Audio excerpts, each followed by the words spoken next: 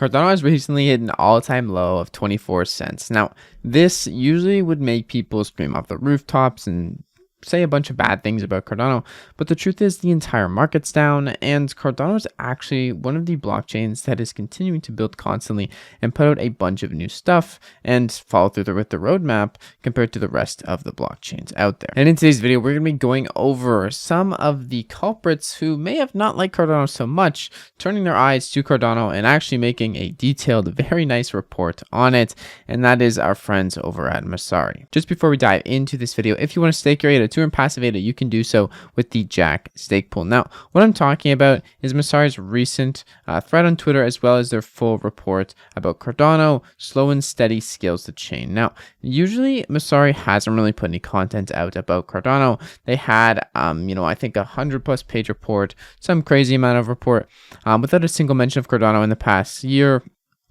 So usually Cardano is kind of omitted from these kinds of reports, and there's some said hatred and untold hatred towards Cardano in the sense that it's been blown out of the water for how little it can do, and people don't really think of Cardano as a real competitor, at least in smart contract platforms and blockchains in general, even though it's been in the top 10 of crypto for quite some time now. However, this hate for Cardano, as apparent as it might have been or might not have been, has been growing a lot quieter recently because Cardano has been delivering, and lots of good things have been happening on Cardano recently. And in general, people are kind of too focused on protecting their own bags to worry about what another blockchain may or may not be doing.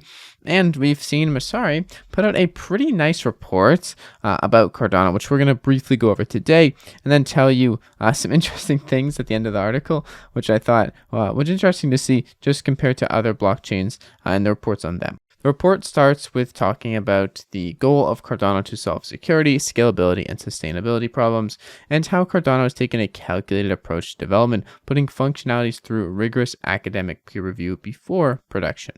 We then dive into here the background of Cardano and the development starting in 2015 by the hands of Charles Hoskinson and Jeremy Wood. Cardano is now supported by 3 entities, the founding entities: Input Output Hong Kong, Cardano Foundation, and Emergo.io, with the roadmap consisting of 5 phases: Byron, Shelley, Gauguin, Bachot, and Voltaire. It's pretty interesting to go over this as someone who's been in Cardano for quite some time now, as so far, and from what I've already read through this, the report is pretty concise and pretty accurate, and I don't really have any gripes or major things to say that I wouldn't include in the report, as it does seem like the first report that I've read about Cardano in depth that has been actually fair. But I am completely biased, and you should probably read it yourself and make your own decisions, as you should with everything else. However, the report then talks about Cardano, the technology, and how Cardano was an early adopter of proof of stake and modularity. Ouroboros is Cardano's proof of stake consensus mechanism, and Ethereum, they don't use Ouroboros. They probably should have taken some notes from Cardano's book, as you now cannot unstake your Ethereum, and it's kind of locked up in there for a long time until the foreseeable future, something which I would not wish upon anyone. And this on Cardano mechanism that Cardano uses Ouroboros allows users to delegate their ADA to a stake pool operator and earn rewards while still retaining the ownership of all of their tokens. They then go over Cardano's modular design and how it operates on 2 settlement layers, from the Cardano settlement layer for value transfer and then the computing layer optimized for data storage. As well as this report will go over a lot more things in depth on the actual report, not just the Twitter thread, so I'm going to leave that link down in the description as well as some interesting things at the end of the report that I want to cover and kind of talk about compared to other blockchains, which I mentioned. But along the technology side, they also go over account-based transaction models from multi-asset support, and how all tokens, both fungible and non-fungible, share almost all the functionality as Cardano's native token, ADA. And above here, they also talk about how Cardano is using a novel version of UTXO, Bitcoin's model for transaction accounting, and this is the extended UTXO model, or EUTXO for short, and then how dApps are going to have to avoid concurrency risks. dApp developers are going to have to find ways to batch transactions to allow simultaneous UTXO interactions within the same block. But this has been done. There is a lot more capabilities for this with Facil, and there is always things on the move and the rise to make a better user experience. Overall, this report seems to go over everything in a pretty fair way, not trying to put a negative light on anything or a super positive light, but mostly allowing people to take their own decisions and judgments from what the information is that is being provided. And along with this is the tokenomics for ADA and the native token of Cardano used for peer-to-peer transactions, security, and also gas fees or transaction fees, better known as on Cardano natively.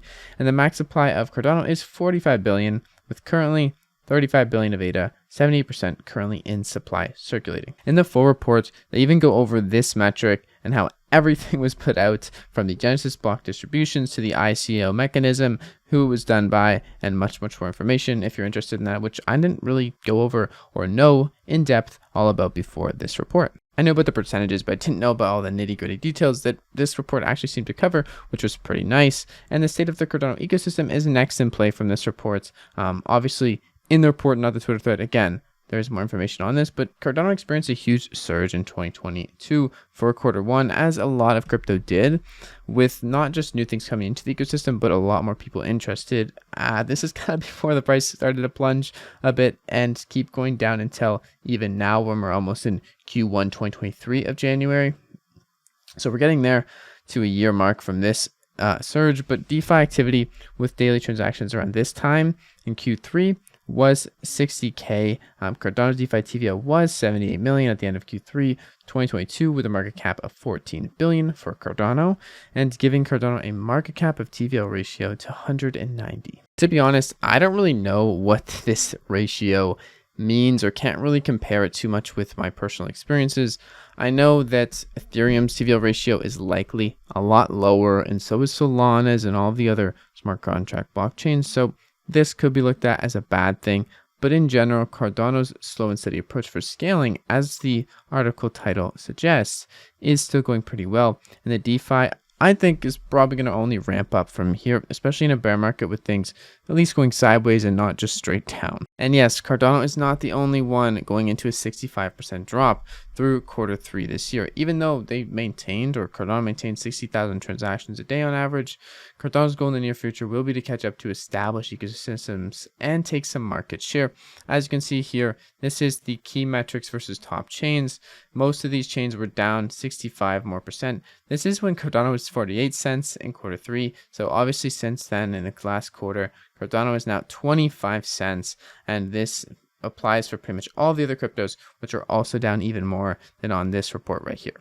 Interesting to note is the negative percent in TVL for Ethereum and Solana here being quite a lot, and the overall year change in Cardano's DeFi just getting started being a positive progress even in a bear market and a downtrend in the markets. Now on the actual report on Messari, I will leave this link down in the description. Once again, we have some key insights, we have some information, everything that I talked about in the Twitter thread, it goes in depth, even the scaling era, the governance era, all the other areas of Cardano, the 5-step roadmap, the technology, and much more, and how the accounting models work. But the one thing I wanted to highlight was the end conclusion and also the disclaimer at the end, which involves this being a paid version or paid article by the Cardano Foundation. So as a conclusion, Cardano has smart contracts, and development is currently dominated by Solidity and EVM for smart contracts. However, a lot of L1s have different VMs, and some even use brand new languages for developers' languages, and VMs are barriers but not always deal breakers. Also, just letting you know that Cardano has a bunch of basically ways around using Haskell and Plutus to natively program in Cardano, and there is more and more developer tooling being built, so that's great for Cardano. But aside from tools, most smart contract developers are used to working with account-based transaction models, not UTXOs. At its worst, this model is another barrier to developer adoption, but at best, it's an opportunity for optimized platform-specific solutions. So there's a lot of good things that come with Cardano's uniqueness in accounting and also language of programming, but also a lot of benefits that could expand into if we get over that developer barrier, which we are kind of working towards right now. I've talked about that in my latest videos. Developer tooling is pretty big and the biggest barrier for Cardano. If we can get over these barriers, we have a huge opportunity for the optimizations that come with using these systems to shine through and be used on Cardano. Cardano also prioritizes research and academic peer review over shipping features quickly. This strategy has the network behind its competitors in ecosystem adoption. With that said, Cardano remains a top 10 cryptocurrency by market cap, has a massive community of dedicated users, and a particularly large presence on social media.